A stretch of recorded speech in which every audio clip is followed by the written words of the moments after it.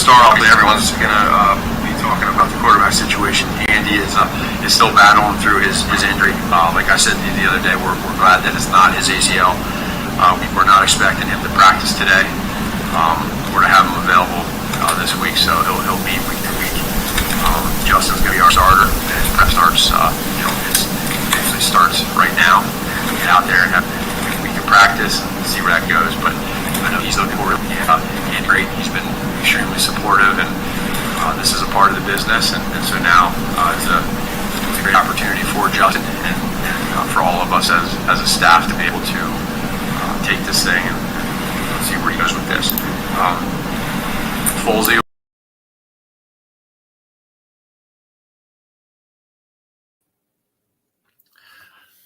Yes, Justin Fields is the quarterback one for the Chicago Bears, at least for 1 or 2 weeks. We'll get into that in a lot of detail with both our guests in a little bit, but there's a couple of announcements I wanted to make. Some breaking news. Number one, Mario Edwards Jr. returns to the active roster. He served a 2-game suspension for the first 2 games of the year. The Bears did not have to make a corresponding move because they placed Larry Borum on the injured list prior to this past weekend's game. So there was a spot open for Edwards. And so he is back on the active roster. And just today, the NFL Hall of Fame announced the nominees. And look at that lineup. Devin Hester, Lance Briggs, Peanut Tillman, and Olin Kreutz are all nominated for the Hall of Fame. So we couldn't be happier for those guys. There might be 1, maybe 2 first ballot Hall of Famers there. And without further ado, my first guest from NBC Sports in 670 The Score, Cam Ellis. Cam, how are you tonight? I'm doing well. How are you doing? I'm doing great. Hey, we're 1-1. It's about time, huh?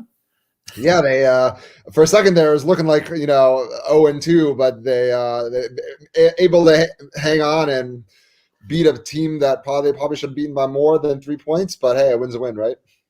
A win is a win. There was a lot of times, especially you look at the Detroit game last year in Chicago, where the Bears snatched a defeat from the jaws of victory with those 2 touchdowns late in the fourth quarter. And we almost saw that same scenario. I got to have a little fun here. So,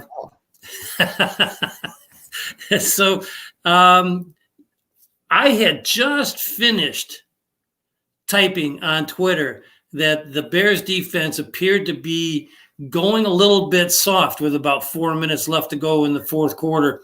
And sure enough, the long pass to Jamar Chase for a touchdown, and then the unfortunate pick by Cincinnati, and 1 play later they're in the end zone again. And all of a sudden a 17-point game is now a 3-point game.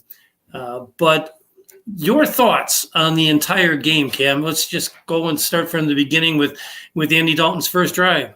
Sure, yeah. I thought Andy Dalton looked pretty fine, I guess. There has been much worse quarterbacking in the last 3 or 4 years than what Andy Dalton played like on Sunday. So that was a objectively good thing. It of course it always happens like this where you start playing well and then you get hurt. I feel for Andy Dalton because there's a like Nagy said today, there's a human aspect of this. I think that Sunday's big takeaway was that even if it's not as consistent as it was in 2018, a defense with that much talent on it always has those types of games in them. And maybe they're not going to do it, like I said, 14 times a year, because historically that just doesn't happen very often. But when you have as many all-pro caliber level type of players on that defense, even if they're not quite as good as they were a couple of years ago, you're going to get games like that because there's just too much talent not to. And so that my biggest takeaway was that hopefully they can, if they can do that against a Bengals offense that was pretty good, they're not well coached. They have some line issues, but they have a lot of playmakers like that. They looked good against the Vikings in week 1. So it's encouraging. I think that the Bengals aren't really a test. Like the Bears aren't probably that good, but they're definitely better than the Bengals. So I'll be interested to see how people look and how the team looks against a little bit of a tougher competition, which shouldn't be too hard because like every other team the Bears play this year is much better than the Bengals. You would think so, but you still have to play the games, and that's what's nice about it. And we'll get into talking about Cleveland a little bit later in your segment, but the defense dominated. Absolutely. 5, they got credited with a 5th sack by the NFL today. Yeah. When Robert Quinn shoved out Burrow, shoved him out of bounds just like this much behind the line of scrimmage. So they gave him a 2nd sack. So Mario Edwards with 2.5 sacks now has more sacks in 2021 in 2 games than he had all of last year. So that's a good sign. 5 sacks overall, 1 fumble recovery, 3 interceptions. And what was remarkable about those 3 interceptions, Cam, was they, on 3 consecutive pass plays, they intercepted Burrow, who had not thrown an interception in his last 199 attempts. Right. Yeah, no, it was. I always sort of laugh when players say that turnovers come in bunches because the not the mathematician, but the inside of me, I go, there's no way that's really true. But like it was on Sunday, like they did quite literally come in bunches like that. So I think Burrow after the game even said like, yeah, I've never ever like experienced a 5-minute stretch of football like I did on Sunday. So it's good. They looked really good. They looked really strong. They looked talented. They looked well coached. It's tough to make too much of a assumption on what 2 games like. There's so much impatience right now because in the NFL you really have to get through like 4 or 6 weeks before you have a good idea of where the season is going. I think at least 4, in my opinion. So I'll be interested to see how Cleveland goes. The offense isn't as good as they could be, but it was encouraging to see the Bears not just play that way, but play that way in response, I think, to how they played against the Rams. Those 3 or 4 games, like you said, are very significant. And Cam, I don't know, were you around in the 85 season yet? No, I was not. I've heard plenty about it in my time in Chicago, but let me tell you, though, for not being alive for it, I feel like I was. Let's talk about the first 4 games of that 1985 Bears season. Okay. Because you probably aren't aware, but the Bears easily could have been 1-3 instead of 4-0. I mean, that's how football games go, though, right? Like it always seems like even if it's a really good team versus a really bad team, there's 1 or 2 or 3 plays that really make or break a game. Yeah. So in week 1, it's a hot game, hot day. I was in the stands at the time. The Bears opened the season against Tampa. Could not stop Tampa's offense in the first half. It was 28-17 at halftime, and the Bears looked anything like the Super Bowl team we would come to know from that year. Second play from the line of scrimmage in the 3rd quarter, Richard Dent deflects a ball, falls right into the arms of Leslie Frazier playing right cornerback. He runs it in for a pick 6, and boom, that play sparked the team, and they went from trailing 28-17 to ending up, the final score was 38-28. They held them scoreless in the second half. Mm-hmm. So that's one game that could have gone on the loss count. Right. Week number 2, they were at home again against, ironically, the New England Patriots. New England Patriots spent about 48 seconds in on the Bears side of the 50-yard line. Okay. Okay. So Kind there's of a harboring of things to come, right? kind of, it was a 20-7. I believe the final score was 20-7. Okay. But there was no way, no how New England was ever going to catch the Bears in that game. Week 3, I'm sure you're familiar with. It was actually a very rare Thursday night football game, and it probably had something to do with the fact that they shared the stadium. They, being the Minnesota Vikings, shared the stadium with the Twins because they were playing in what Mike Ditka liked to refer to as the Roller Dome. Okay. And the Bears are trailing early in the third quarter, 17-6. And this is the game that Ditka held McMahon out of the lineup. And McMahon finally talked him in to going into the game. First play from scrimmage at the Bears' 30-yard line. They actually had a screen pass called, but Walter Payton read a blitz. He came in and crashed and blocked the linebacker. Jim McMahon kind of stumbled as he faded back. He righted himself and launched a pass down the left seam, and Willie caught it in stride for a 70-yard touchdown first pass. Second pass, touchdown. They scored 21 unanswered points in the third quarter to turn that game around. So there's one game that could have been in the loss column. They could have easily been 1-2. Mm-hmm. Week 4, at home against the Joe Theismann-led Washington Redskins, and I wanted to make a point out of saying it was Joe Theismann. The Redskins absolutely dominated the first quarter. They outgained the Bears something to the tune of 125 yards to 5. Oh, geez. Okay. Okay. But early in the second quarter, Washington kicked a field goal to take a 10-0 lead. On the ensuing kickoff, Willie Gault returned the kick 99 yards for a touchdown. Okay. They hold Washington to a 3-and-out deep in their own territory because they got called for a unsportsmanlike or unnecessary roughness penalty. Now, here's the key. Joe Theismann had to punt because their kicker, he did dual duty. He did the kickoffs and he did the punting. Got hurt on Gault's touchdown. So Theismann shanks one directly to the Bears sideline. They were going from north to south. First play from scrimmage, another touchdown. So all of a sudden it went from a 10-0 deficit to a 14-10 lead.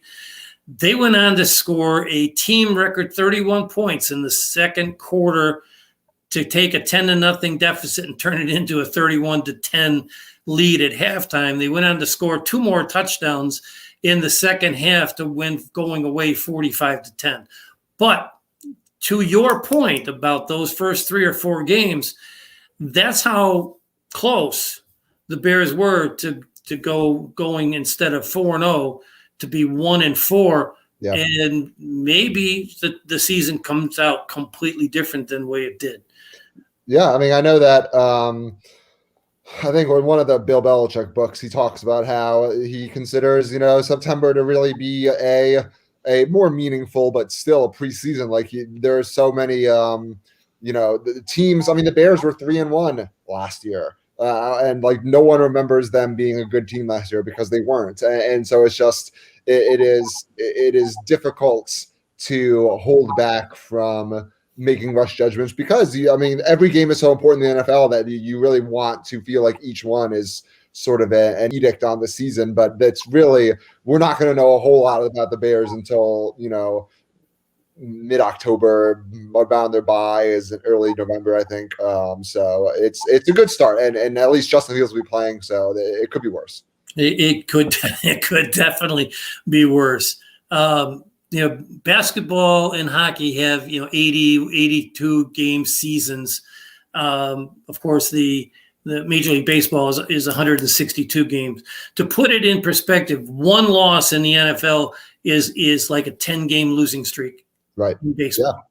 I mean, That's how significant it is. Yeah, no, it really, and I mean, that loss was probably decided by less than one score with 4 or 5 minutes to play. Like that's the average game is decided, I wanted to say, in like the middle of the fourth quarter or something. So I mean, it really, for as much as baseball likes to talk about how, 4 or 5 ground balls a season is the difference between a 290 and a 300 hitter. Like really, 1 or 2 breaks really make break, I should say, a football season. Absolutely. Unfortunately, there was bad news in this game when on the second or third possession of the game, Dalton scrambled, and Dalton played well. I think he had 2 rushes for like 25 yards. This was a 14-yard run. He tried to make a little bit of a juke and to cut to the right to get out of bounds, and he jammed his knee, which it resulted in a bone bruise. Could have been a lot worse than a bone bruise. Mm-hmm. But, so Justin Fields had come in and for the first time in his career ran 2 plays in a row. He had those 5 snaps from the line of scrimmage against the Rams, but he actually ran 2 plays in a row the first time he saw the field. But then all of a sudden he gets thrust into the game, and his inexperience definitely showed. Yeah, I don't think it's anything unexpected, and I think that part of it is certainly his inexperience, because that is a huge aspect of it. I thought that he, some of the throws were a little bit off. The timing was a little bit off, both out of his hand and with receivers. But also, I don't think that the Bears coaches did a great job of adjusting in the middle of a game for Justin Fields' abilities. He didn't really have any like schemed rollouts or movements, or it was really just very much in the pocket with a couple, RPOs sprinkled in there. I don't think he was bad. If Allen Robinson doesn't drop a 50-yard touchdown throw, Justin Fields' stats look way different, and his and the perception of how he played probably is a lot different. Darnell Mooney dropped a ball or 2, so I think he played well enough to be very excited. I don't think it's going to be perfect. And Matt Nagy said today, he's probably not going to play, the best game of his life in Cleveland this weekend, because that would be kind of silly. I don't think if you're expecting that, that's more on you than it is on anyone else. But it was good enough. There were no issues there that, I remember with Trubisky, everyone always talked about his feet and about how he didn't have very settled feet and how he really didn't have a platform. And today, Matt Nagy was talking about how Justin Fields has the calmest feet he's ever seen. And so there are some fundamental, things you need to be as a pro quarterback that Mitch Trubisky never had, that everyone sort of danced around, that Fields definitely has and has in spades, which is why I think it's probably going to go significantly better. You mentioned a couple of the drops. The first drop was in the third quarter on an out pattern to Darnell Mooney. It was a crossing pattern, hit him about 10 yards inside the out of bounds marker on the east side of the field, and it went right between the 1 and the 1, and just a flat out drop. Darnell Mooney has now matched his drop total for all of 2020. Yeah. I mean, that's good news, though. In actuality, it's good news, because that means that he doesn't drop a lot of balls. Yeah, he had 1. Right. And ironically is now he's had 2 drop balls in 3 games, because his only drop last year was the last game of the year. Oh, okay. And then of course and that was just a blatant drop. A lot of people on Twitter have been harping about the one he dropped in the end zone in the fourth quarter, but that was one of the balls that Justin Fields didn't get out on time.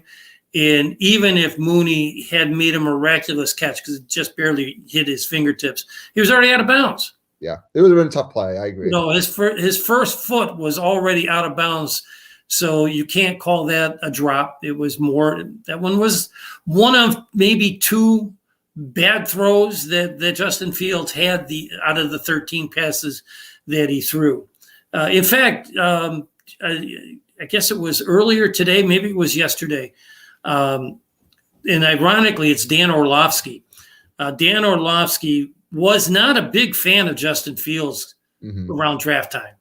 He in fact, I believe it was Orlovsky that was, you can quote me.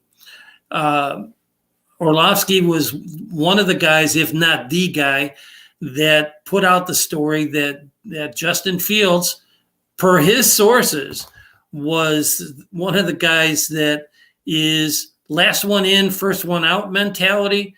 And it's nothing like that at all. Right. But one I had actually mentioned that on Twitter, and somebody said, "Well, I like him even more now because maybe that helped drop drop Justin Fields to 11 because of some of those stories," which you might be right. But the pass that went right through Allen Robinson's hands in the fourth quarter, that's a touchdown. Yep. He also dropped a touchdown pass. He, being Robinson, was a 50-50 ball, but he should have had it. He'd probably like to. I agree. For as good as a receiver, I was talking about this with someone recently. For as good as a receiver as he is, and I think he is as advertised, I don't think there's anything about him that's overrated. He does seem to have, 2 or 3 of these blunders every year where you're just like, man, I don't quite understand how someone that good 98% of the time, like when he has blunders, they're not even like kind of subtle blunders, they're like real bad ones, which I guess everyone's good for a howler or two every once in a while, but it does seem like he doesn't make very many mistakes, but when he does, they're just like very glaring for whatever reason, and maybe that's because he's not making them very often. That's true, but last year A-Rob had 2 or 3 50-50 balls that not only did he not come down with, the other guys the defense did, and ended up with interceptions on 3 of those balls. So there was another play where Justin Fields was in the fourth quarter, ran around left end, and Jimmy Graham did his best matador imitation and totally whiffed on, I think it was a linebacker. And he's the guy that ends up tackling Fields, and they end up settling for a field goal.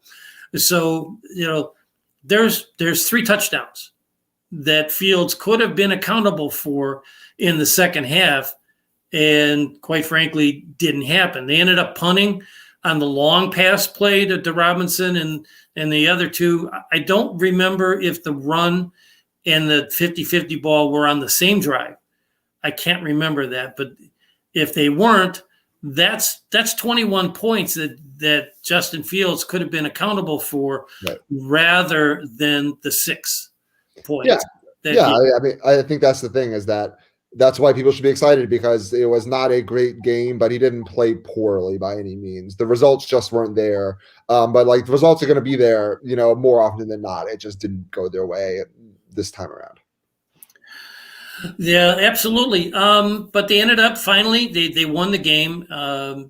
I cringed when I saw the defense. Then the defense, they dominated almost the entire game, except for the last 5 minutes of the fourth quarter, when they started to play Pagano style football, and they were really soft. And Burrow hit Jamar Chase for that long, what was it, a 42 or 3-yard long bomb, and something like that, right? Yeah. And the defensive back that was covering him lost sight of the ball. He was able to come back and jive between the defender, and Eddie Jackson, and made it into the end zone, where they both the defenders kind of slipped and fell or ran into each other, right? Which was a shame. And then of course you've got the Cincinnati did a great job disguising their coverage. They faked a zero blitz. Right. And Faye dropped back into coverage, and Justin did not see the linebacker, who stepped right into the passing lane. Justin Fields read the right route, based on the defense that he saw. He explained it very well in a press conference. This is what I saw, but they jumped out of it at the last minute. I already had the quick read fired up, and I let it go. And unfortunately, the guy just made a great play on the ball. And you know what? I don't care if you're Justin Fields or Mac Jones or Tom Brady. You're going to make the wrong pass. It just happens. Yeah. I mean, I think his explanation was spot on. You know,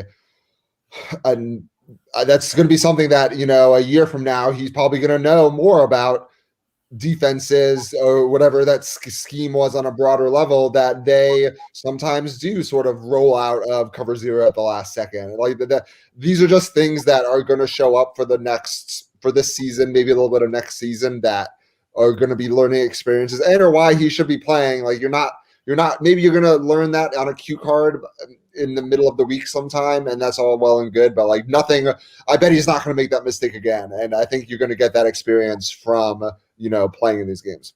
Absolutely. And, you know, and that's the biggest debate that we have seen on all the sports talk shows when they talk about the Bears and Fields. Of course, Bears Twitter is all lit up about the only way he's going to learn, he being Justin Fields, is by playing. And if they're not going to make the Super Bowl this year, why not let him learn on the go? Yeah, I mean, I can't really debate that. You know, like I agree with that pretty fully. I guess I understand the idea of getting hurt. Like I was in DC for the RG3 stuff, so I remember how much it affected him both mentally and physically with getting hit as frequently as he did.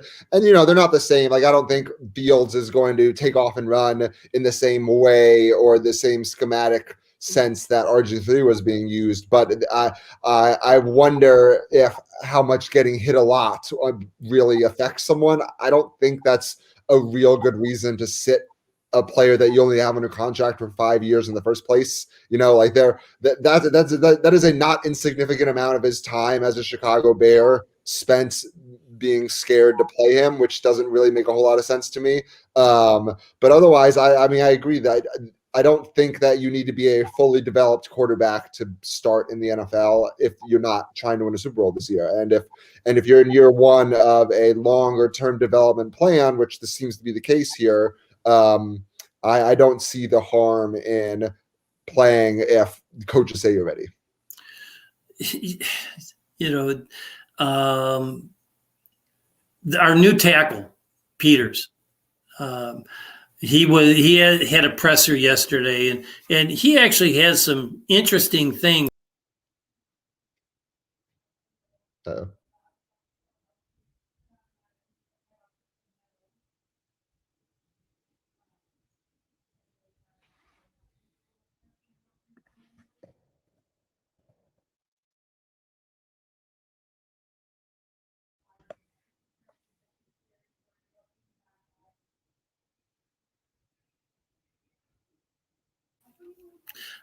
He compared him to Mike Vick because he played with Mike Vick. Mm-hmm. His comparable in his speed, his agility, and his arm strength. I actually think that Justin Fields has a stronger arm. I don't know if you had a chance to watch Mike Vick play. Mm-hmm. Oh, sure. Yeah. But I think that Justin Fields has a stronger arm. I wouldn't have a definitive answer off the top of my head right now because I remember some pretty deep balls. You know, that first ball against Washington on Monday Night Football is seared in my memory of just, 70 yards on the fly. But Justin Fields definitely has a arm. I bet it could be. It wouldn't surprise me if it was stronger than Vick's, but they're right there if it's not. Jason's not the only guy that has been, they've been throwing plaudits at Justin Fields ever since when they played Tennessee in the preseason. Jesper Horsted on that 20-yard touchdown pass. That's just the power of Justin Field. David Montgomery. Fields just has a natural aura about him. And then I think it was just in last week's press conference, which was probably the most telling, Cam, is Bill Lazor said that Fields looks like he could be. I like the way he said it looks like he could be, like he was hedging his bet. Right, yeah. A little bit, being careful how he said it. But he goes, nothing is too big for him, which I got to tell you, hearing those type of things from not only the players, but one of the coaches, it was significant. And now we're going to get the chance to see what he can do, because you can't say he's not going to be prepared. He's got all week knowing he's going to be the number one guy. I thought he looked a little overwhelmed at times. I know Greg Gabriel has come out since saying that he wasn't overwhelmed, but he was just, you could see the inexperience. So I'm no way, no shape, no form am I as astute of an analyst like a Greg Gabriel. I'm just a fan, just like you are. But maybe he wasn't overwhelmed. Maybe it was just his inexperience showing. But one thing that they didn't do, they being the offensive coaching staff and Nagy in particular, is they didn't adjust well to Fields once Dalton left. So Armando, thank you for throwing that out there. And I think he's right. I think that when they put their game plan together for Cleveland, I think you're going to see some plays that will get Fields either out of the pocket or deep into the pocket. Like the first regular or the first preseason game when they're playing Miami, and they had that play action pass where Jesse James kind of snuck right behind the line of scrimmage, just beyond the defensive line, and he circled out down the left sideline, and nobody picked him up, and there wasn't anybody within 15 yards of him, and he basically caught the ball and backed into the end zone. But I think those are the type of plays that you're gonna see a lot of play action with Justin Fields if they can get the running game going, and they should be able to against Cleveland. We're talking about Cleveland as if they're Super Bowl contenders heading into this game, which we'll get into towards the end of our segment. But they self-destructed against Kansas City. Okay. I think it was probably a little more Kansas City than it was self-destruct, but they did. You fumble a punt, a snap on a punt, and give them the ball inside the 20-yard line, right, and they go, for the go-ahead score. That was kind of like a self-destruction, at least in my mind. They didn't close very well. I agree. And Houston.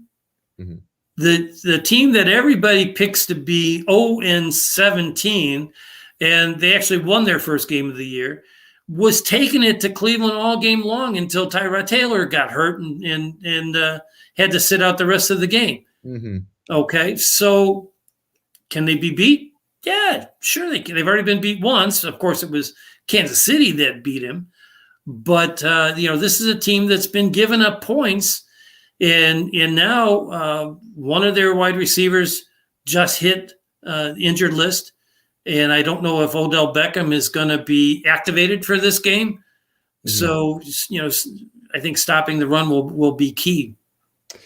Yeah, I mean, I think that's why the Bears are praying that Eddie Goldman gets on the field for Sunday. But, I think Cleveland's still pretty good. They're well coached. Their offense really hums, and I don't think they're going to have OBJ. I don't think they're going to have they're obviously not going to have Landry. but they're still a good offense. They're going to move the ball. I think. I agree that the Bears seem like on paper that they're pretty set up to not to beat them necessarily, but they match up well against them. They're good at stopping the run. They're big up front. They're not going to need to rely necessarily on their secondary as badly as they would have if their star receivers were playing. I think that they got the Browns at a good time, if nothing else. And if they're going to play Cleveland on the road, having it be early in the year with Cleveland down a bunch of their good players is as good of a situation as they're going to get going to the game, I think. Can't argue. Speaking of Eddie Goldman, today's first injury report for the week did have Goldman on the field. He was limited again, but let's see if he can actually practice tomorrow and Friday. That would have definitely bode well. And getting Mario Edwards back on the edge, that's a good thing. As I mentioned at the top of the show before I brought you in, one nice thing about the roster move was they didn't have to make a corresponding move by waiving somebody else. They did it smart. And a lot of people don't give the Bears credit for doing smart things, but prior to Sunday's game last week, they put Larry Borum on the injured reserve. So he's out for a minimum of 3 weeks. So they had the open spot on the roster to fill with Mario Edwards Jr. So good thing, I think. So we'll see. We'll get into your picks for the Sunday's game in a little bit. But it's time to get into something that I want to go in a little in depth to, because back prior to June, the Bears in the city had been talking about a few different changes to Soldier Field. One was to get a in-stadium betting parlor. Yep. So you could watch all the games and make a wager or two, and they never return calls. The city. They've been talking about changes to Soldier Field for a long time, and nothing transpired. So first week of June, the Bears announced that they are putting in a bid to purchase the 320 some odd acre plot that Arlington Park Racecourse is sitting on because it's for sale. And at the time, Lightfoot wasn't very kind to the Bears. This is paraphrasing, and I'll put up the full statement here in just a minute.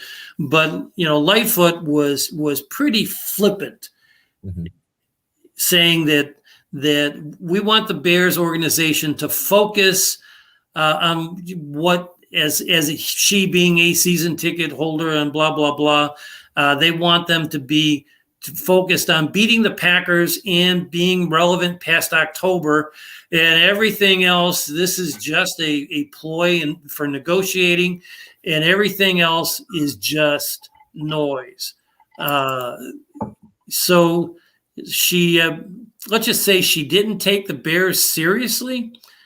This is the entire, I believe I've got the entire statement here.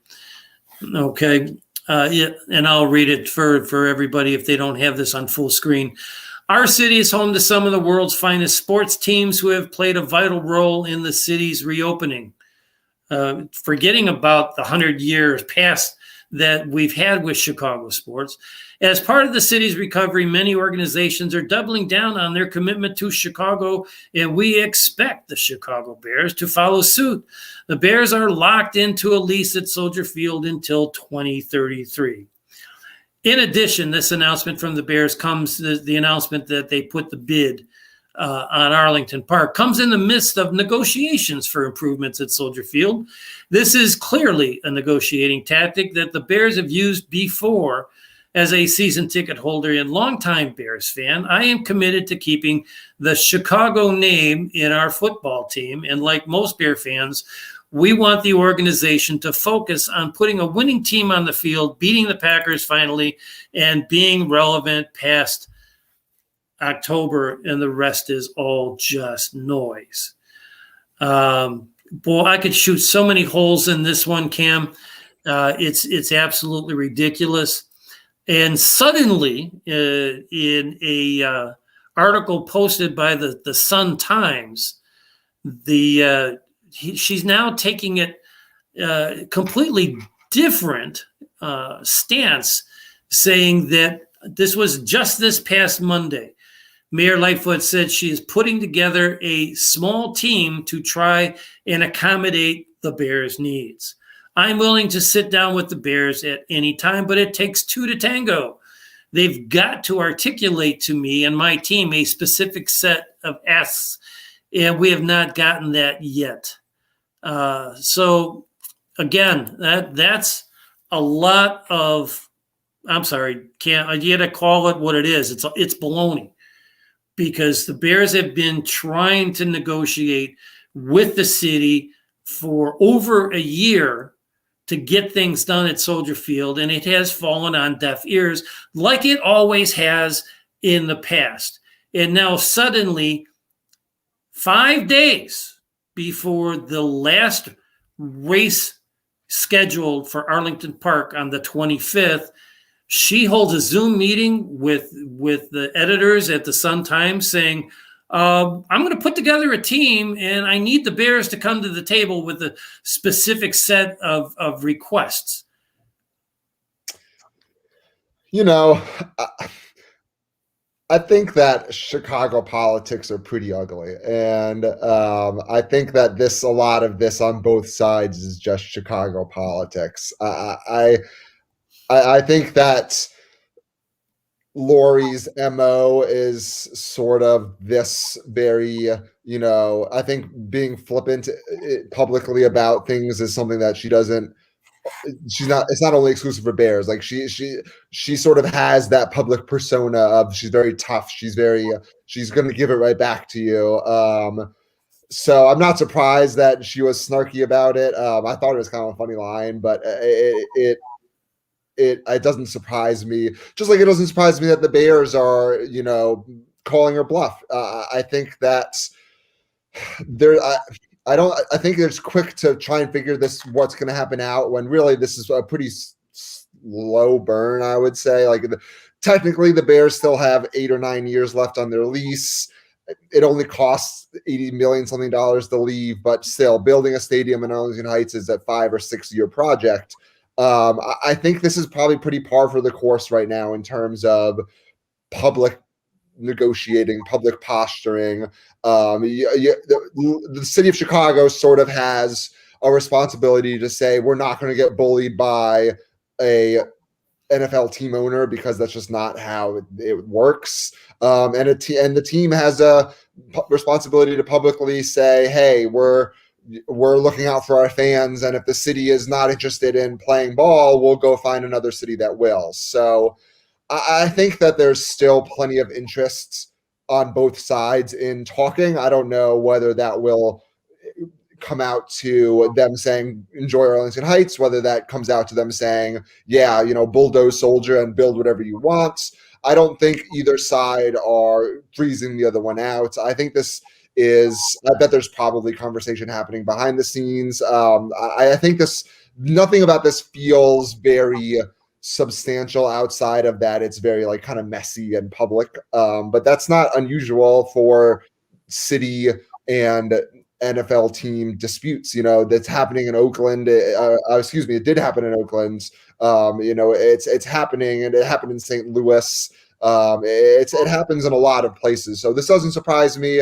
I think there's still a good amount of news cycles to go with this before there's any sort of substantial decision made one way or the other. Yeah, you're absolutely right. St. Louis. Let's talk about St. Louis. Mm-hmm.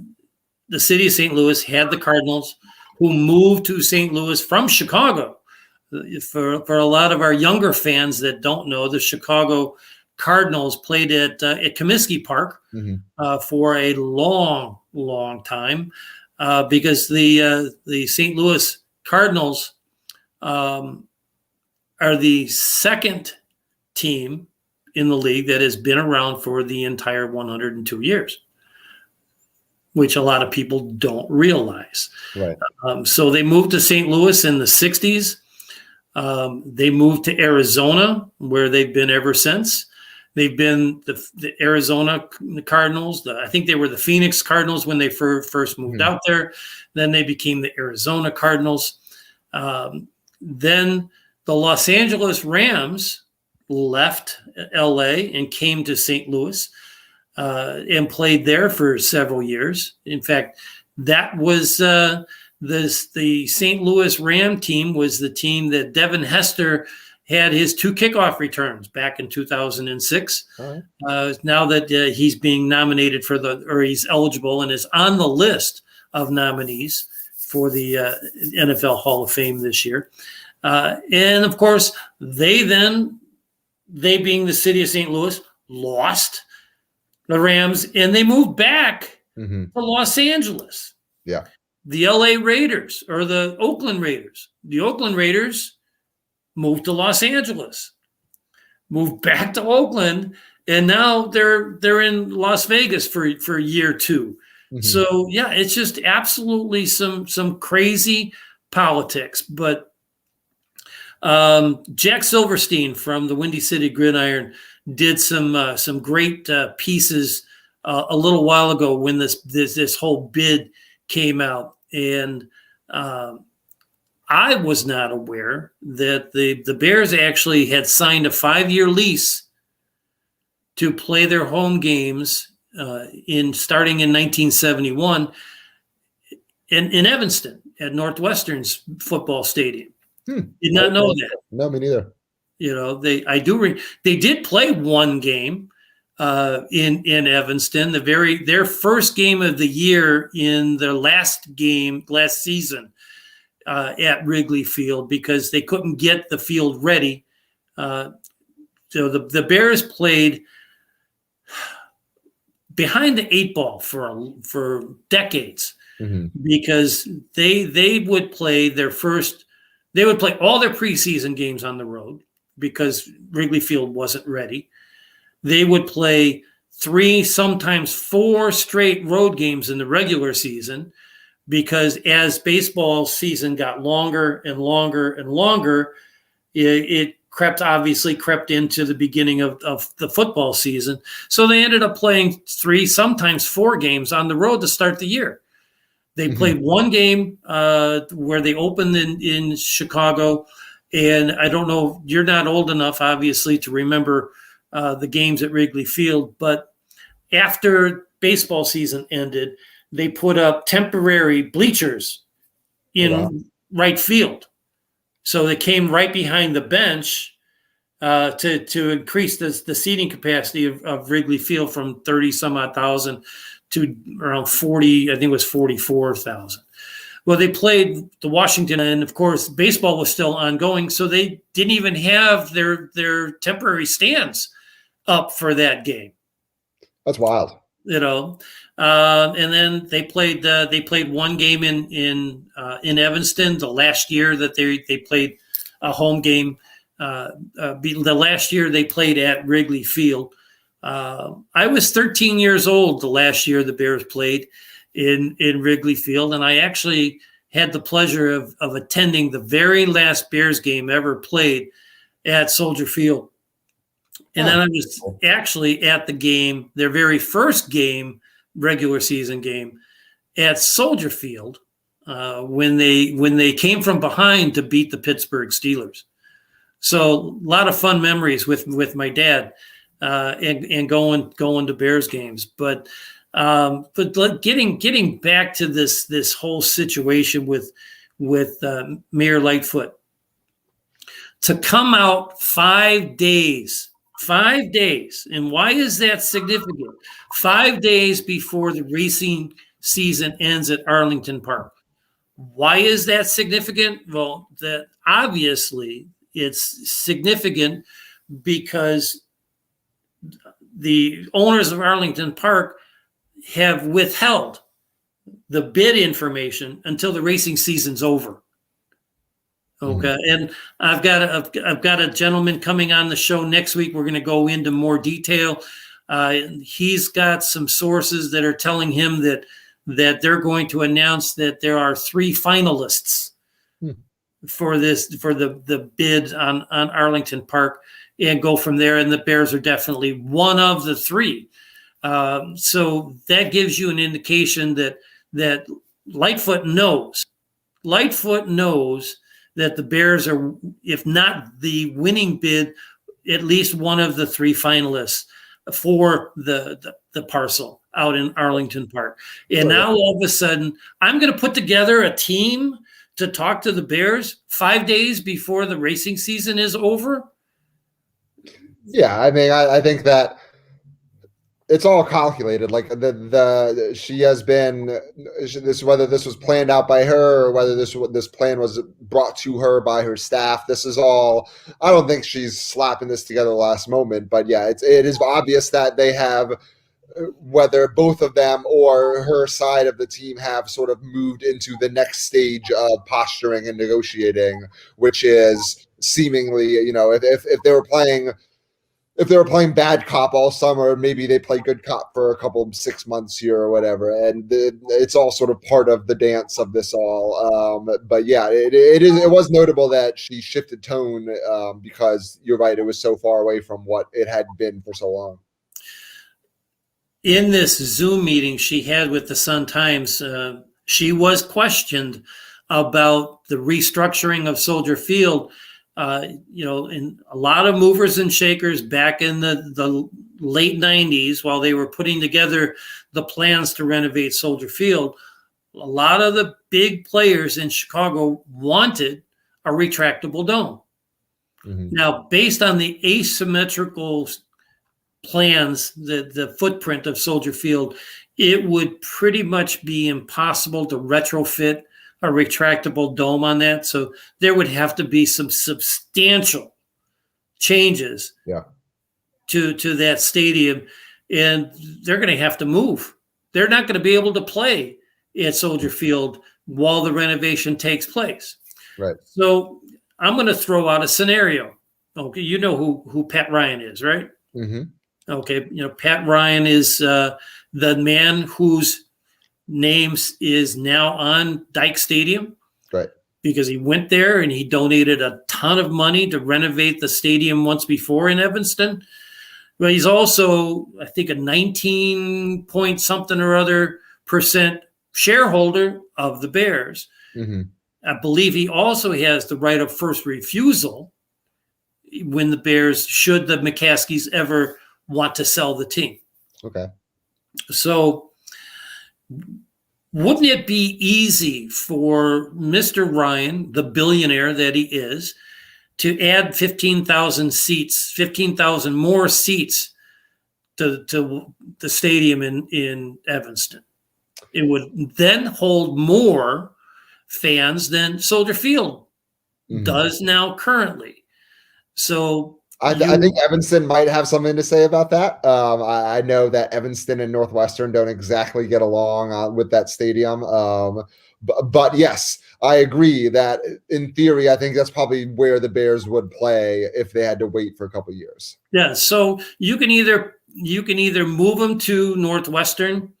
And let's face it, the Big Ten loves revenue. And when Ohio State's in town and Michigan's in town, and you're playing in a 46,000 seat stadium as opposed to 110,000 at the Horseshoe, and they're going to get a 15,000, 20,000 more seats in Northwestern for extra revenue for the Big Ten.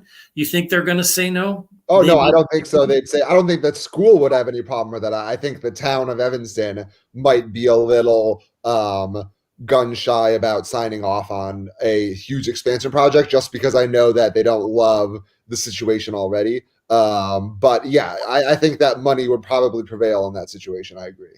Yeah, absolutely.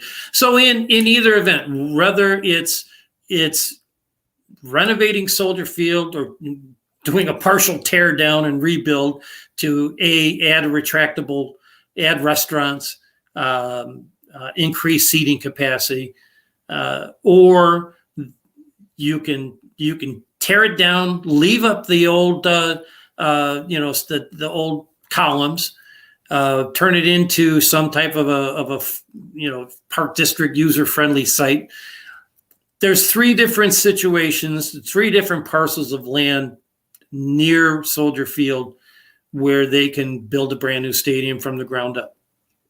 And that's the old McCormick Place and part of the South Lot. The area that Mayor Daley wanted to turn into the Olympic Village at Michael Reese Hospital, the site of the old Michael Reese Hospital. And I floated an idea around. I actually sent Mayor Lightfoot a letter about it, and I wish I had it up. But there's a parcel of land that's underwater. It's called Burnham Harbor. Okay. Now, the city of Chicago has reclaimed land from Lake Michigan since the late 1800s. In fact, the property that Soldier Field currently sits on is landfill. The property where the planetarium and where Meigs Field used to be, which is now Northerly Island, and you've got the big concert arena there, was all landfill that was built for that airport back in the 1920s. So you've got a small parcel of land that is currently Burnham Harbor that you can just drain. You only have to fill in the south end of it because it's landlocked on 3 sides. So you already have a hole dug, like SoFi Stadium, where the playing surface is 100 feet below ground. And you can build a state-of-the-art right there in Burnham Harbor, and problem solved. Yep. So you got 3 areas, Mayor Lightfoot. Choose one and make it happen. Otherwise, it might be just a case of too little, too late, and you're not going to take the name Chicago from the Bears, even though they're playing in Des Plaines. You would have to do that for the Rams, the Chargers, the Buffalo Bills, the New York Jets, the New York Giants, the Miami Dolphins, and the Dallas Cowboys and the Washington Redskins. None of those teams live in the city they're known by, period. And I think I've missed a couple. Sure, yeah. And I think that's probably going to be what they approach the Bears with. I think that I think the one thing I don't doubt is that the city of Chicago is not sleeping at the wheel when it comes to the Bears. The Bears drive so much revenue. Like losing the Bears would be a career destroying stain on whichever politician ends up losing the Bears, if that ends up being the case. So I don't think that Chicago's sleeping at the wheel here. I think it's probably just them sort of exercising a little bit of patience and posturing and public negotiations. Well, we'll see. This week, the Bears play Cleveland. We've talked about them a lot already. What are some of your keys to the game? I think getting Justin Fields comfortable is going to be key. The Browns have 2 really, really good defensive ends. So I think that getting him moving out of the pocket while finding a way to neutralize or finding a way to set the edge is going to be key, getting him comfortable. Otherwise, I think, linebacker play is going to be key into stopping the run. I think that the secondary isn't going to need to play their best game because the Browns just won't quite have the offensive power they usually do. But I think that the Bears, I think that the home field still gets the Browns a win, but I think the Bears can play it close, and it wouldn't surprise me if the Bears win. Yep, you have picked the Browns to beat the Bears 27-21. Yeah. So I hope you're wrong. That's fair. I had that coming. There's no way around it. Well, like I said earlier, Cleveland, was getting all that they could get from Houston last Sunday at home until Tyrod Taylor got injured.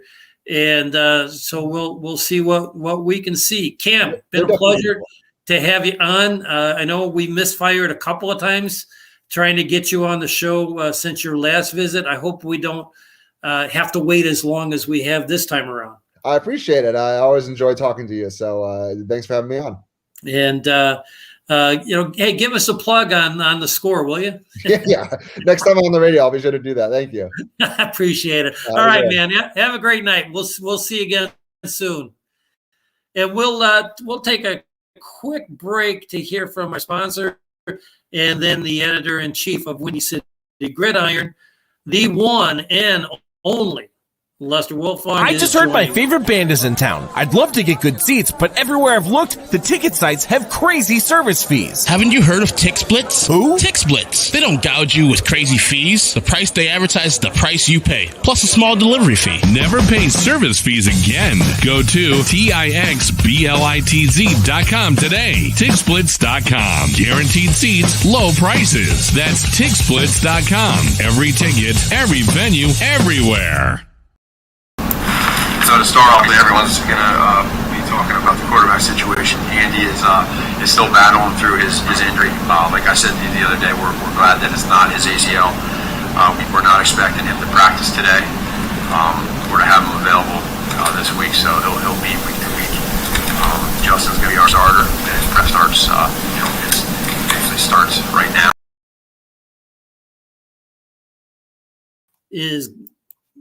Justin is going to be our starter. That is music to the ears of every single Bears fan in Bears Twitter and maybe in and out of Bears Twitter.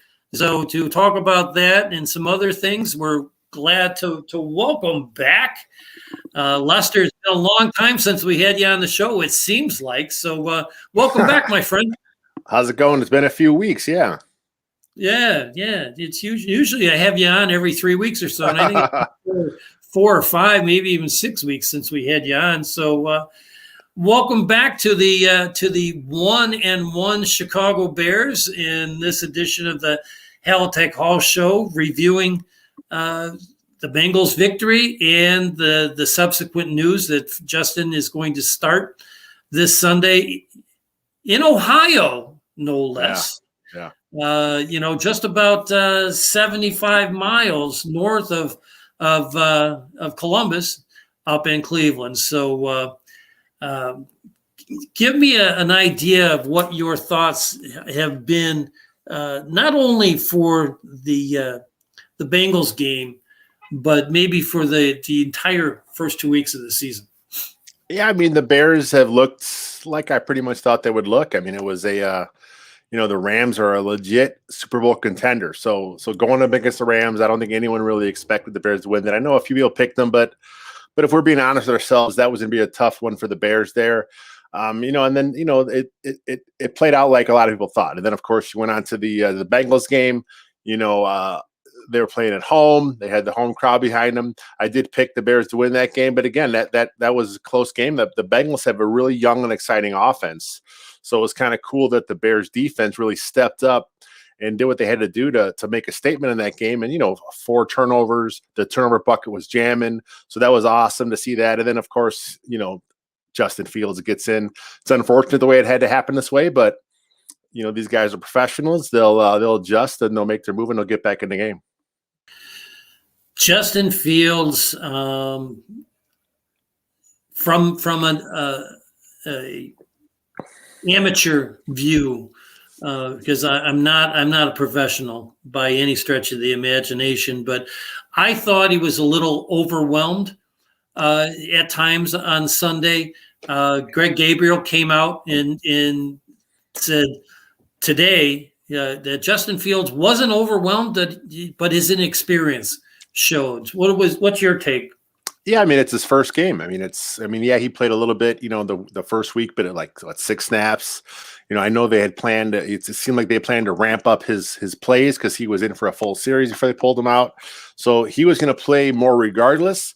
I don't think he was quite ready to play as much as he did. I mean, he's a pro. This is what he does. He's always been that dude at every level of football. Every year he's that guy. So he was ready to go. I mean, was the spotlight too big for him? I don't think so. I don't think he was overwhelmed at all. I think, again, it's just the inexperience that, the reason why they want to bring him along slowly is to kind of see some of those things, that kind of learn from the bench. And I know a lot of fans don't want to hear that, but there is some value to that. It's possible to pick things up on the bench, but again, it's also possible to pick things up when you're playing. So now he has the best of both worlds. He had a chance to sit a little bit. And of course he will now be, thrust into the QB1 role for the Bears the next few weeks. He's going to get a lot of support in Ohio. The people in Ohio absolutely love this kid. And it's going to be interesting to see if there's a lot of red and silver jerseys with the number 1 on it up in the stands on Sunday. So I guess if you're going to pick a spot to have your first career start in the NFL, having it in the town just north of the college that made you famous, probably not such a bad idea. Earlier in the show with Cam, we were talking about Justin Fields and some of the nice things, the interesting things that some players have been talking about with it. And Jason Peters was on a presser on Monday, and this is all paraphrased because I didn't have time to put the whole quote, or didn't have enough room on this slide to put the whole quote. But he was asked what impressed him about Justin Fields, and he came out and said, "I'm very impressed with the way he handles the huddle. His confidence in the huddle, it just makes you want to go out and perform for him." And as he was talking about the differences between Justin Fields and Andy Dalton, in how Dalton will do his 5 or 7 step drop and then climb the pocket to look for his progressions. Justin Fields is comparable to Mike Vick, that if he doesn't see anybody after his first 2 or 3 reads, he's going to want to escape the pocket.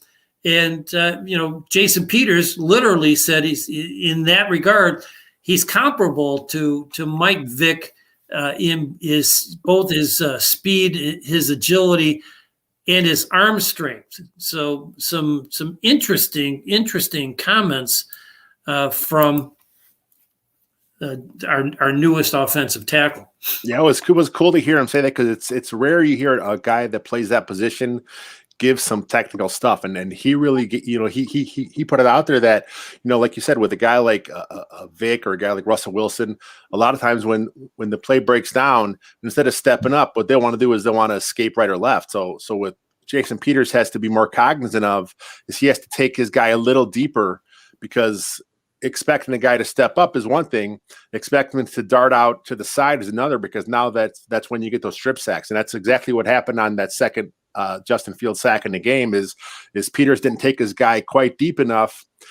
He would have if Fields would have had someone to step up to, but Fields kind of, he darted to the right, and that let the D end, tomahawk the ball out there. Yeah, it kind of ran right into that sack strip, didn't he? Yeah, a little bit. It was like I said, it's something that Jason Peters is aware of. I think something that he'll probably teach Fetty. Like I said, I have not heard an old lineman talk like that in Chicago that I can recall. So it's cool hearing a guy like that, 39-year-old veteran, really giving some secrets of the trade there. That was really, really cool to hear him say that quote. It really was. There's been some other players, and I've got 2 player quotes about Justin Fields and Bill Lazor when he was talking about Justin just a couple of days ago. So the first one was right after the Tennessee preseason game when Horsted caught 3 touchdown passes. one of which was from Fields, and that was that dart from 20 yards where he threw it after he just exactly what we were talking about. It escaped out of the pocket, went to his right, threw an absolute dime to the corner of the end zone along the sideline where only Horsted could grab it, or else it had been incomplete. But he says that's just the power of Justin Fields. David Montgomery was talking about Justin, and he just says he's just got this natural aura about him.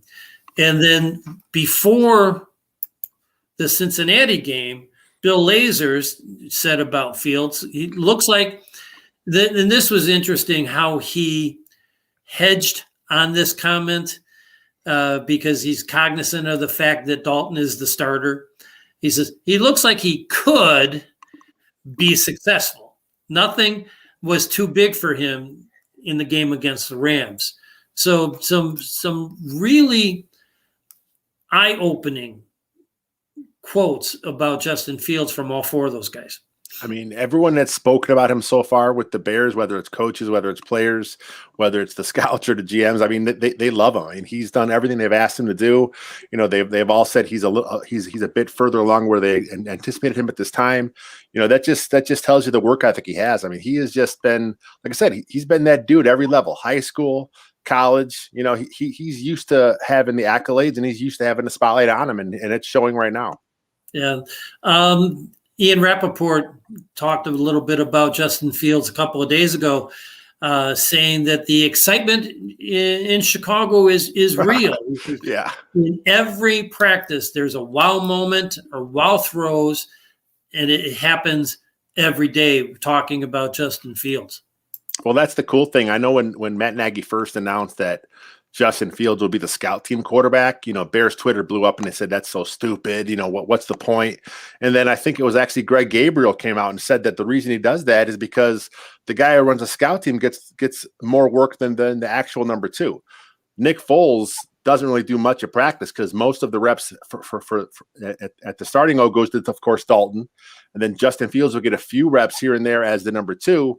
But, you know, the guy who runs a scout team, that's Justin Fields. He gets a lot of time to shine, and he's really competing with the Bears defense.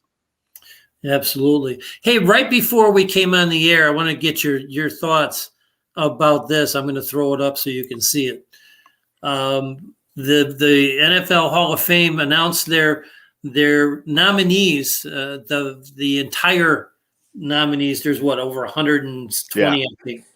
But it's nice to see not only Devin Hester, who probably out of this list is the one guy that's got a chance to make it on the first ballot, but Lance Briggs, Peanut Tillman, Olin Kreutz were all nominated for the Hall of Fame today.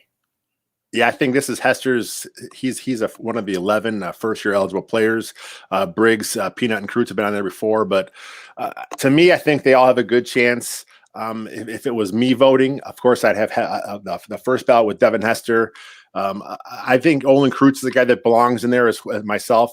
The way I look at Hall of Fame is if you're absolute top at your job for at least a decade, and that's Kreutz. Kreutz was the best center in the NFC for about a decade there. I think he has 6 Pro Bowls there with him.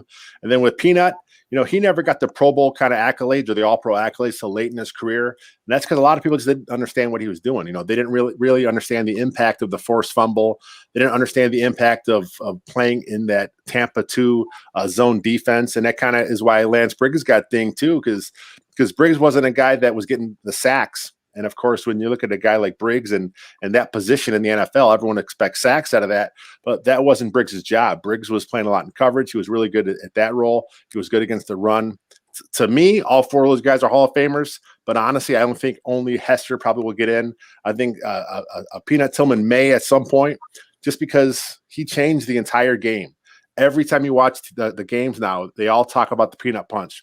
He changed the game. He was that good as a player, but what he did, you know, besides that, I think that warrants him being in the Hall of Fame. There's no doubt. When you take a look at the corners that recently have been elected to the Hall of Fame, that they don't have the stats that Peanut has, period. his forced fumbles is up there with defensive ends. It's ridiculous. When you look at the stats, he has the picks, obviously, but his forced fumbles, that alone is ridiculous. I think if you looked at, the time he played, he's the only DB up amongst all those defensive ends in that stat. Absolutely.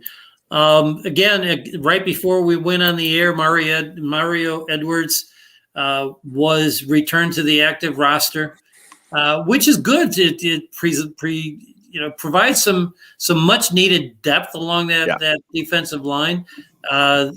We also learned today that Eddie Goldman did practice. He was limited, like he was last Wednesday. Yeah. So tomorrow is an important day for Eddie Goldman for the game on Sunday.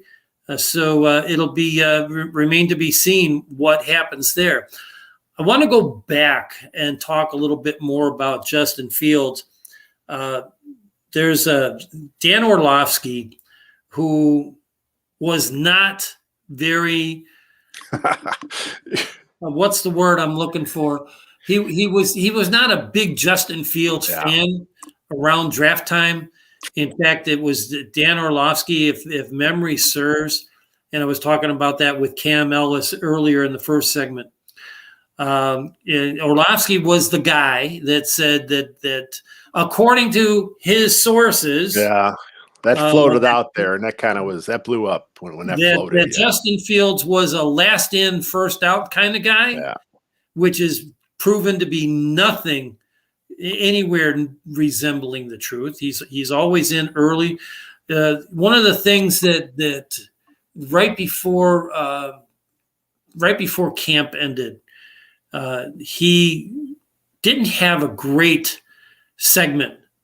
And he actually took the quarterback coach and he says, I want to rerun every play. Yep. Every play that I ran, as I didn't do it well enough. And they proceeded to redo the entire script of plays that they ran earlier after everybody was in the locker room showering up.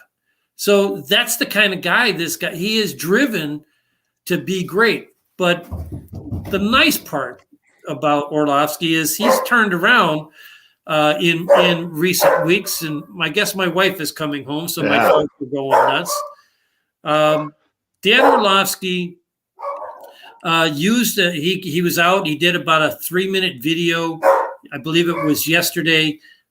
He did a grading system that you use and a lot of people use, where they just look at the play and they put either a plus or a minus based on the plays. Well, Justin Fields was in for 23 plays, apparently. He had 13 passes and 10 runs. So what he looked at was on the 13 passes, he looked at protection. And one of the biggest things about the offensive that we're concerned about is the offensive line. But on the 13 pass plays, he gave the offensive line 13 pluses and 0 minuses. I think that may have been more of as far as him recognizing the pass pro, because pass protection starts at the center, of course, but then it ends with the quarterback, and it's all up to that quarterback. There's like a big thing brewing now on Twitter with the NFL. A lot of analysts is they're starting to realize more and more that the quarterback sack is a quarterback stat. Yeah, there's occasionally times when there's a busted play up front with the old lineman, but a lot of times it comes down to the quarterback not recognizing something and having that pass pro set properly. Yeah, we had a guy by the name of Rashad Coward last year.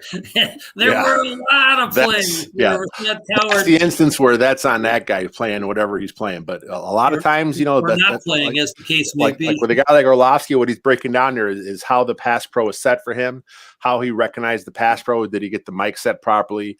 Did he find his hot read properly? Did he understand where the guy was coming free? And I think that's what might have been what he was kind of grading there with all those pluses, which is great, because I mean the entire rundown from that whole thread was really good stuff. Justin Fields plus all over the place. Yeah, the second set of plus minus category was where. is where to go with the ball. Did he throw it to the right place? And he got 11 pluses out of 13 passes. The next statistic was when. Did he throw the ball at the right time? He got 10 out of 13 plus available pluses. One of them was the play in the fourth quarter where a lot of Bears Twitter is saying Darnell Mooney dropped the touchdown pass.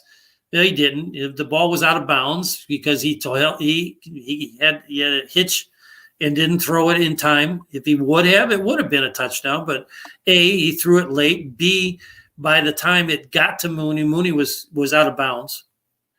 He would have not got 1 foot in, let alone 2. And then as far as the last passing category was the touch, the how he threw the ball, the touch on the ball, and he got 12. Orlovsky gave him 12 pluses and just 1 negative. So all in all, you've got, out of a total of 1, 2, 3, 4, 52 possible pluses. He only lost 2, 3, 6. Yeah, it's interesting when you're actually grading the film as opposed to looking at the straight statistics, because the straight stats weren't that impressive. But you had to look at the film, and when you look at the film, like you're saying, he made the right decisions. He was on time with the ball, and there were some drops there, but it wasn't completely clean, but there was a lot of good in that film, as opposed to just if you just were to box score scout, so to speak, you would think it was a bad game. But I thought he played pretty good. Yeah. In fact, if you take, I think, what did he end up with? He had a QB rating of like 27. 27. Yeah, it was pretty bad. Okay. But if you just take the pass that hit A-Rob, the long pass down the left sideline, if A-Rob just catches that ball, his QBR goes from 27 to 70. Yeah. Okay. Then A-Rob dropped a 50-50 pass in the end zone. So you've got that. Last but not least, in Orlovsky's when he's reviewing the film, he looked at the 10 times that Justin Fields ran with the ball, and whether it was not knowing scheme or whatever, he actually gave him 9 pluses out of 10 runs where he either ran at the right time at the right place. So all in all, his stats didn't bear out that he had a good game, but he graded out fantastic. Yeah. Yeah, I'm sure the coaches are feeling the same way. Again, the first glance when you first watch it, there are some wild moments, there are some other mistakes that you think made, but then you go back and watch it, and you're like, man, this kid played a pretty good game. And I will say also the same with Dalton. With Dalton, I think he played a much better game than a lot of people think. The first game was a lot of dink and dunk, but he was pushing the ball downfield a little bit more. And then also there were a couple plays that got taken away from penalty. That of those plays, if he gets those yards for those plays, we're talking about a whole different game from Andy Dalton too. But I understand what Matt Nagy's coming from as far as the what he said today about making Dalton his QB1. I'm not buying it. I mean, we'll see what happens. It just gives him an out in case he does have to go back for whatever reason. But I can't see Justin Fields. He's the man now. This is his job. Well, we all, I know Bears Twitter. There's a lot of people in Bears Twitter that never want to see Dalton take the field again. I am one of them. I think Justin. I think it's his job now. I mean, I don't think there's any way he's going to lose it. I mean, if there's an injury, obviously, but I just can't see him struggling. I can't see him letting the adversity get to him. There may be some things that he hasn't seen that may kind of shake him a little bit, but he's a quick learner, and I just think that as Bears fans, we're going to see some mistakes. It's going to happen, but in the long run, I think he has the right mentality, right makeup. Where playing on the field, learning from his mistakes right there, I think it's going to be fine for him. we spent a long time with Cam earlier on the show, and it's not on your agenda, but I'm gonna just ask your opinion. Oh man, thinking on the fly here. I got to think now. Okay, what do we got? You got to think on the fly. The Bears put a bid on Arlington Park back in June. At the time, Mayor Lightfoot kind of was very cavalier about it, saying that it was just a negotiating tactic and it was all a bunch of noise. And the Bears should rather focus on putting together a great team that can beat the Packers and be relevant past October. And that's a lot of paraphrasing in that. Apparently, this 2 days ago on Monday, she had a Zoom meeting with the editorial board on the Sun-Times, and her attitude was completely different. And I'm sure you read that article in the Sun-Times, that I'm going to put together a team to talk to the Bears about what they need. Isn't it ironic that 5 days before the last racing day in Arlington Park, she finally decides that she's going to talk to the Bears to ask what they want? Well, I think, wasn't there something that came out a few days ago about that there's like a gambling aspect as well, that they didn't want to include something as far as that going in Soldier Field, and that was enticed them. They want to go to the suburbs, and at the end of the day, I think we all expected the city of Chicago to change their tune because they don't want to lose the Bears. I mean, that's a great tourist attraction for the city, and now it looks like it could really happen. I mean, the Bears in Chicago, they're always going to be the Chicago Bears. It is what, a lot of fans look at that and say, hey, you got to stay in the city. And I would love to see them stay in the city if the facilities were what a professional NFL franchise deserved. And Soldier Field, as much as it's cool and it's nice to look at, it is not like they have in LA. I mean, that stadium is beautiful, or in Vegas. They need a modern Atlanta. Fresh Atlanta. I mean, there all these new stadiums going up, and it's like a big event. And yeah, you hear people talk about, who cares if you can have other stuff there? Well, that brings in revenue. It all helps the product on the field because it's all more stuff. And especially if the McCaskies own everything, maybe we'll finally get them out of the a way to sell the franchise to some people that actually want to do something with it. Yeah, absolutely. So I'm sure Kevin Wells from WGN Radio.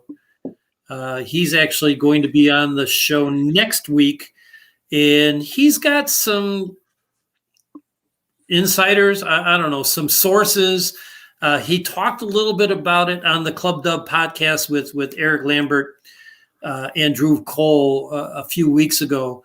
That there's actually going to be 3 finalists named shortly after the racing season ends on Saturday. So it's gonna be interesting. Well, I guess we'll see. And he said that according to his sources, the Bears are definitely one. I would imagine, yeah, of those 3. And when you figure that the bidding process ended back the second week of June, and right after the bidding process was closed, that following Monday, the City Council of Arlington Heights passed a zoning variance to allow the construction of a football stadium on the property that currently holds Arlington Park. And then the week after that, the Bears announced their arrangement with Bet Rivers Casino to be the official gambling site or whatever for the Chicago Bears, which is owned by the same people that own Arlington Park. Yeah. So the writing is a lot of coincidences there, and I'm sure that the city of Arlington Heights would love to have the Chicago Bears in there, and I'm sure the bid's going to be very fair to the city, and I'm sure that if they're in the running, I think it's a no-brainer. I mean, it's just the chance to build a state-of-the-art facility with all the hotels and the stuff around it, and a casino and all the whole deal. I mean, it's going to be a huge thing for that town. So, to me, it's going to happen. You know, they can put their training center there. You know, they still have the property at Hallis Hall, but they can put they can put up thousands of bleachers for thousands of people. Around it. I think the Tennessee Titans practice right outside Nissan Stadium. Yeah, I think the Packers do too. Don't they? The Packers have their facility close to Lambeau, across the street. Yeah, it's across the street. The Don Hudson Center. Yeah, which is an indoor facility, and then behind that is the outdoor facility, and the players will borrow kids' bicycles to go from Lambeau Field across the street to the practice. But so there's a lot of things that can be done there, and I guess hopefully sometime right after Saturday when the last race is run at Arlington Park. And I, for one, would love it because I can get to Arlington Park in less than 2 hours from Monroe, Wisconsin. So, I was talking to my nephew who lives in Belvedere, right on the other side of Rockford. He goes, "It's 45 minutes." Yeah. I mean, I'm sure there'll be some traffic issues. I mean, Route 53 there is not the best place to travel, and and I'm sure that the city will be aware of that, and they'll do what they have to do to make sure they make the entire thing as seamless as possible. I mean, as far as parking goes, there's a bunch of problems with it is right now in the city. I mean, the stuff around Soldier Field on game day is. For me, that's one reason why I have no interest in going to games because it's just such a hassle getting in and out of there. I can drive to Harvard. So can you. Obviously, where you live over in the Racine area. Kenosha, yeah. That was close. Close enough. You can book right over to Harvard and get on a Metro train, and that Metro train will drop you off right outside the stadium if it gets built at Arlington. Yeah. The train station is literally right there. Right there. So it'll be interesting. But we'll talk more about that in subsequent weeks once we find out what's going on. And in fact, Kevin Wells is going to be joining this show in your time slot at the second half of our show next week to hopefully talk about exactly that. But it's time to talk about Cleveland. And what are your keys to the game? The Bears got to stop the run. I mean, as good as Baker Mayfield has looked so far, and he's a pretty good young quarterback, but that team is still all about the run. I mean, they want to run the ball, they want to play action you. That O line is one of the better ones in the game today. So, if the Bears get Eddie Goldman back, and like you mentioned that he did practice today, if they get him back, I think they'll be able to slow down a little bit, and then of course. You have to figure out a way to stop Baker Mayfield from targeting whoever the Bears nickelback is, because the nickelback spot has been atrocious for Chicago. Has been. Jalen Johnson has been the stud everybody anticipated him to be, and maybe even more so. But, with not only getting Goldman back, but Mario Edwards, coming back as well creates additional depth. Robert Quinn, 2.5 sacks already on the year, more sacks than he had all of last year. He got what? I think 2 sacks all year. Yeah. Last year, one was on his very first play of his Bears career against the New York Giants in week 2 last year. That last game, Quinn had a really nice game against the run. He was in coverage a couple times. If it wasn't for that stupid penalty, the whole narrative around Robert Quinn would be like, oh my God, this guy is finally the guy that the Bears paid for. But of course he has to make that stupid penalty. And then now the narrative is this guy's another dumbass. It's just like, lesson learned.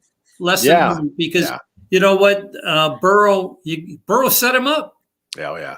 Burrow set him up and then took a dive and the officials ball. I mean, you bump somebody on trying to get on your train harder than what Edwards hit Burrow. Plus, it's the quarterback. The quarterbacks get those calls. He played it. Robert Quinn has to know. He has to be smarter. He knows it's coming. It's a shame.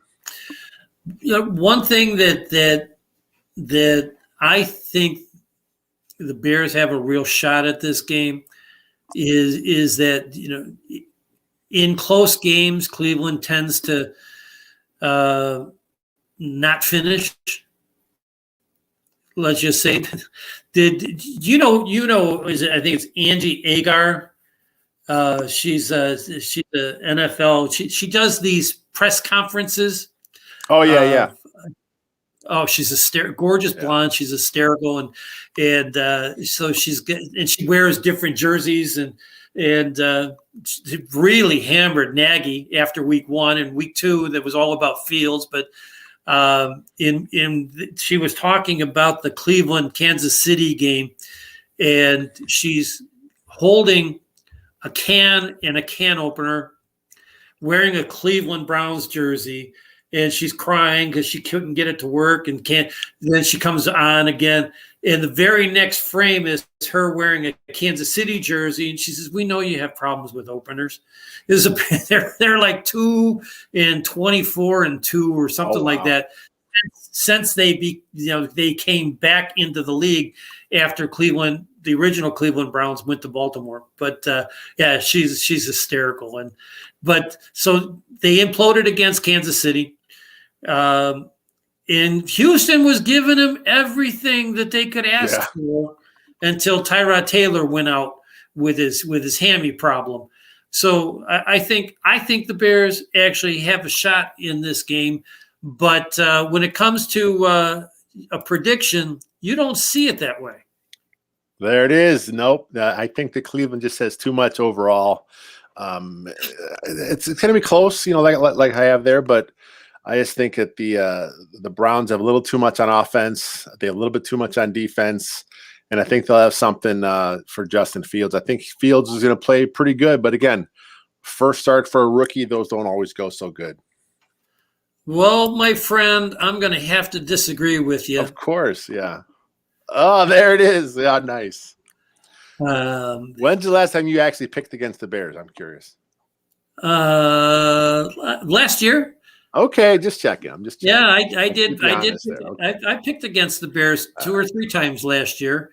Okay. In my pregame shows, but 31 points from a Matt Nagy offense with Justin Fields making his debut would be incredible. It would, and what do I base that on? Well, the offensive line has not played poorly.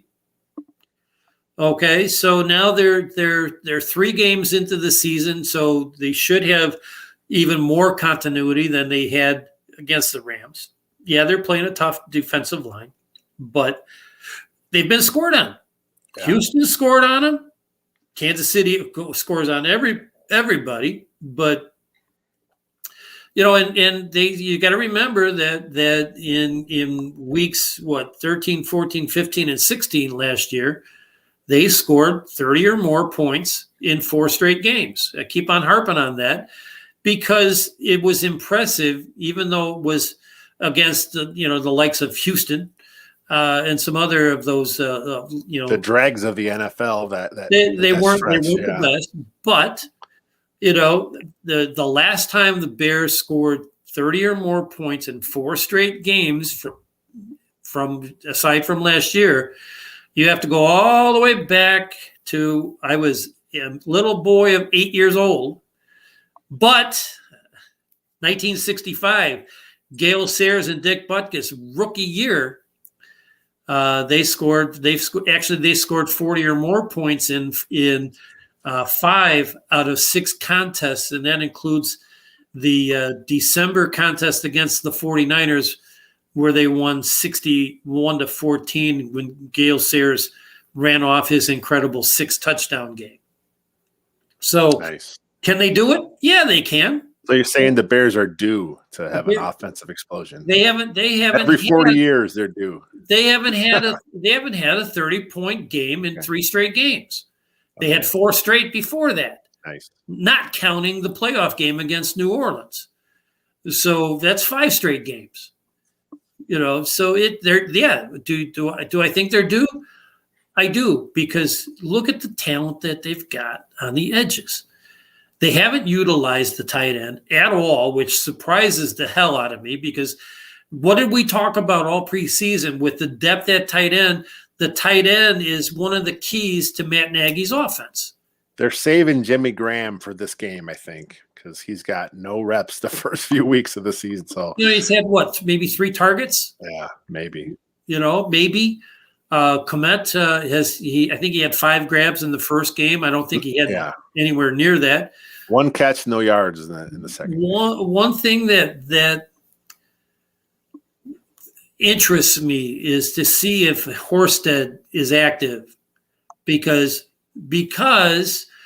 who did he run patterns with all camp?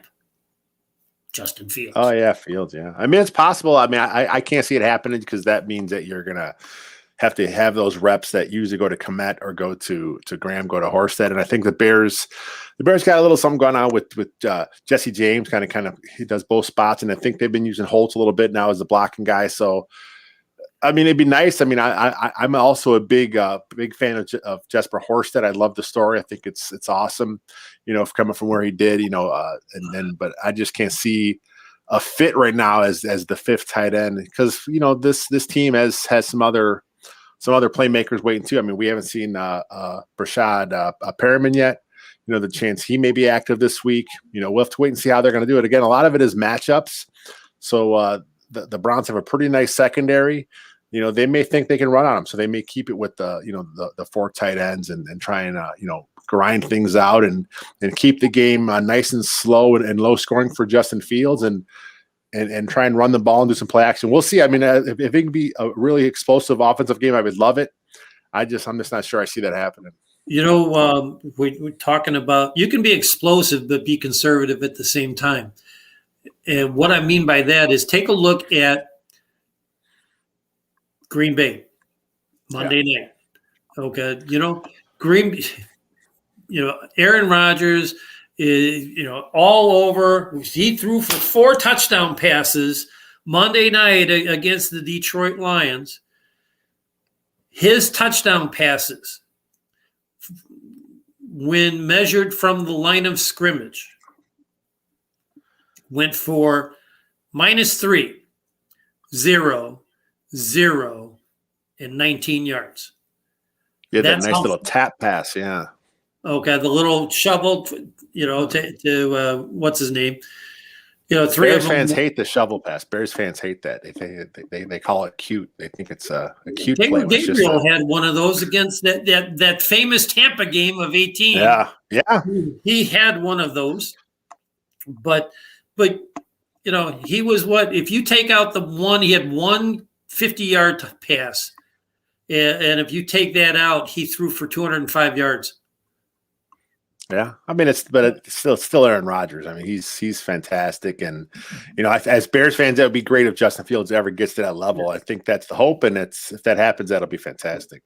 But what LaFleur did with Aaron Rodgers was he slowed things down. He went with a short passing game to get Aaron Rodgers in rhythm, because God knows he was anything but in rhythm in week one. Yeah. So with that, hopefully we'll be talking next Wednesday about a Bears victory going into the game against Detroit. And with that, Lester, I want to thank you for being our guest. You're the star of the Halatek Hall Show. And nice. You're the star not named Halatek. It's on my resume. It's on there. Yeah, put backup, your name in the backup co-star. Yeah, there it is. Nice. Yeah, you can. Hey, after Aaron departed, I'm always looking for a co-host. I'm so busy now these days. Like I just picked up a second show on our channel. I know you did. It's a good one. Tell us about nice. That second show. It's Bear and Balanced. It's me and Jeff Berkus. You guys all know Jeff Berkus. He co-hosts Bears Over Beers. So the two of us, we do our show. We recorded actually Monday nights. We have a video. We have it out there early, but then it goes in the podcast channel first thing Tuesday morning, and it lets us kind of take a little time from the game, listen to the press conferences, go back and check out the film, because our post-game show is hot. It's right there. The game ends, and it's, of course, Robert Schmidt's going at it right away. So we kind of take a step back. We come at the game a little more level-headed, and we have some fun with it. Are you live video with that post-game show, or is it just podcast? The post game right now, as far as Robert's post game, I think he does go live on his YouTube channel. His YouTube is Run Pass Opinion, and then he cuts it up and puts it on the podcast channel. And then I think the plan is this week for Bear and Balance to go live on the Bears Over Beers YouTube channel as well. So that's our plan, is to do more video stuff this year at Windy City Gridiron. So that's what we're trying to do. And the first few weeks had some technical difficulties, but week 3 we should be going live on the Bears Over Beers YouTube channel. Awesome. I'll have to subscribe so I can join in and type in comments like Mondo and Millie does. In fact, it's all about connecting with the audience, Yeah, absolutely. Give them what they want. Armando is agreeing with me, and he says that next week will be definitely a Victory Wednesday. So there it is. With that, Lester, it's always a pleasure. We'll hopefully it won't be so long between visits the next time. Unfortunately, I know that you commute. So at the beginning of our show, you're not available, but you're always available around 7:00. And you don't need an invitation, man. Just call me up and say, I want to come in today, and we'll fit you in. No problem. Nice. I'll fit you in. We actually are booked solid through, I believe we're booked solid through the 13th of October.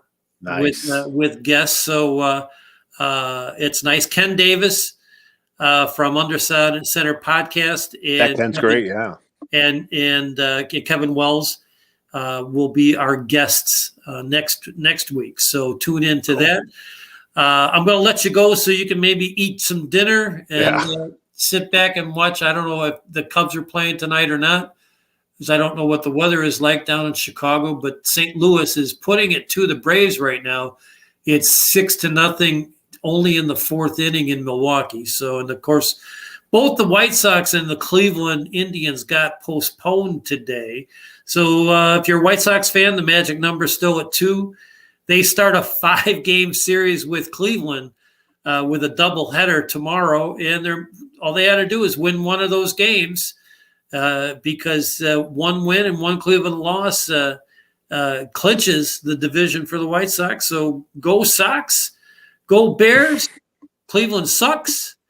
And by the way, the Packers play in San Francisco Sunday night. Who has absolutely owned the Packers the last 4 or 5 times they've played them.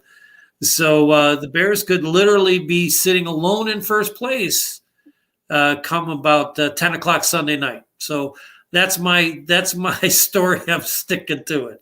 That's your prediction. All right. Lester, have a great night. We'll see you. Take it easy. See you next week, everybody. Have a great night.